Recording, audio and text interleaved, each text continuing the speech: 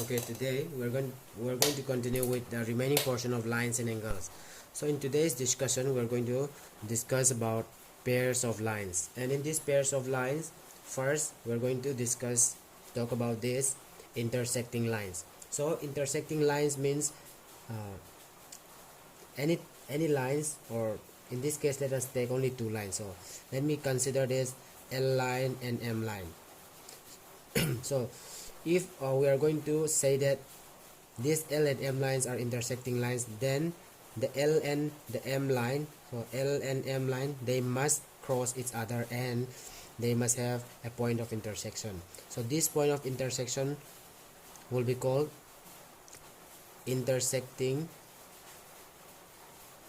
point, and the two lines will be called intersecting lines. And secondly, a transversal line.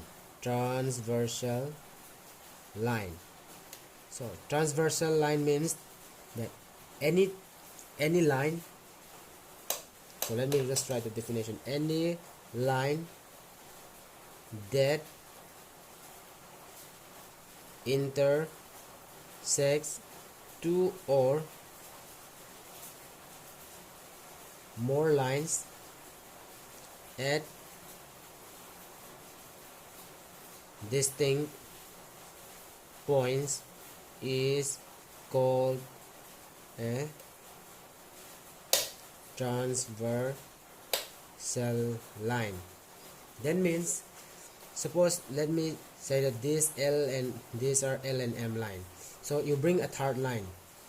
So this, let me just name it N line. So this N line intersect this L line at this point and M line at this point. So this N line fulfills the definition of this transversal line. That means that N line will be called a transversal line.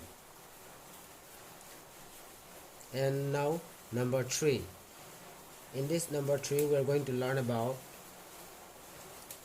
angles made by a transversal. So so let me just bring any line, L and M line again. So it is both lines are intersected by N line. So that means N is the transversal. So two lines, when intersected by a transversal, they will they will form different angles. So the angles will be this one, this and this and this. So I'll just name them 1 2 3 4 5 6 7 8. So when these angles are made like this, we must know that different types of angles are formed here. So the types are, number 1, the types of angles will be formed now, which is corresponding angles. B, alternate angles. And in the alternate angles, there are two types again. So number 1 will be alternate interior angles, and secondly alternate exterior angles. Art is pair of interior angles on the same side of the transversal. Now we have to remember this A, B, C.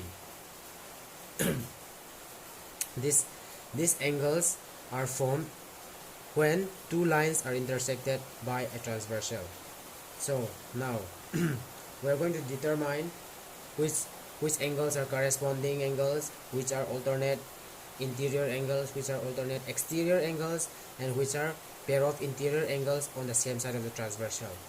So let us try to find it. So let me name the L and M line again here, and then N line. So the angles formed are 1, 2, 3, 4, 5, 6, 7, and 8.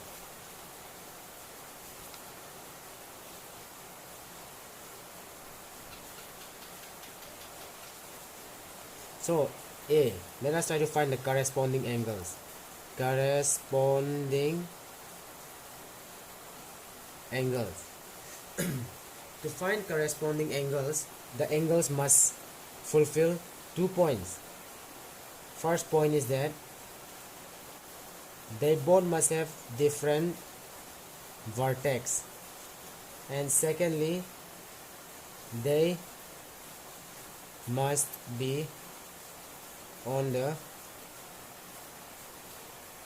same side of the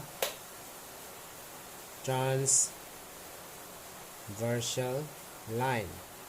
So in this case, let us compare angle 1 and angle 5. Angle 1 is here. We know that angle 1 is here. And then where is angle 5? Angle 5 is here. You can just see it. So it's angle 5 is here. So you can see both angle 1 and angle 5 have different vertex. See, their vertex is different, and they must be on the same side of the transversal line. So they are on the same side of the transversal line. Where the transversal line is this line, the L line.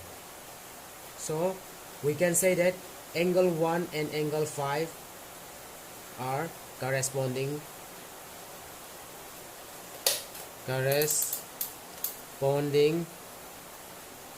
angles. Now let us see angle 4 and angle 8 again. Angle 4 is here, and angle 8 is from here. So you can see that angle 4 and angle 8, they have different vertex here. Angle 4, angle 8, 4 and 8 different vertex, and plus they are on the same side of the transversal line, where the transversal line is this.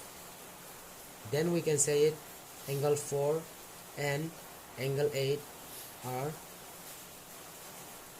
corresponding angles. Now let us see for angle 2 and angle 6. Angle 2 is here and angle 6 is here.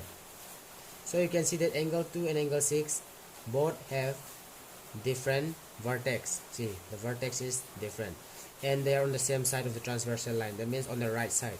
So we can say that angle 2 and angle 6 are